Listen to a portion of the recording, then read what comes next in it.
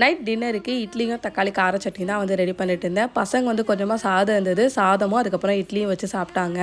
கல்யாணத்துக்கு மாப்பிள்ளை பார்க்கும்போது நான் முக்கியமாக யோசித்த ஒரே விஷயம் வந்து மாப்பிள்ளை ஆர்மி மேனாக இருக்கக்கூடாது, போலீஸ் மேனாக இருக்கக்கூடாது, அது மட்டும் இல்லாமல் விட்டுட்டு ஃபாரினில் வந்து வேலை பார்க்கக்கூடாது அப்படிங்கிறது தான். அதுக்கு ரீசன் வந்து என்னோடய ஃப்ரெண்டோட ஹஸ்பண்ட் வந்து ஆர்மியில் ஒர்க் பண்ணிட்டு இருந்தாங்க. அவங்க இயர்லி ஒன்ஸ் தான் வீட்டுக்குமே வந்து வருவாங்க. அவங்க நிறைய வந்து ஃபீல் பண்ணியிருக்காங்க, ஒரு ஹாப்பியான மூமெண்ட்ஸில் ஹஸ்பண்ட் வந்து நம்ம கூட இல்லையே அப்படின்ற மாதிரிலாம். அது மட்டும் இல்லாமல் சின்ன சின்ன தேவைகளை வந்து வந்து ஓப்பனாக கேட்க முடியல அப்படின்ற மாதிரியே ஃபீல் பண்ணியிருக்காங்க. நம்மளுக்கு தெரிஞ்ச ஒரே ஆள் வந்து நம்ம ஹஸ்பண்ட் மட்டும்தான். அவங்களுக்கு கூட இல்லை அப்படின்னா ரொம்ப வந்து சிரமமாக இருக்கும். உண்மையிலே அந்த வாழ்க்கை வாழ்கிற எல்லா பெண்களுக்குமே நான் வந்து தலை வணங்குறேன். ஏன்னா எல்லாராலுமே இன்லாஸ் கூட மெர்ஜாகி இருக்க முடியாது. ஒரு சிலவங்களுக்கு சில கருத்து வேறுபாடுகளும் இருக்கும்.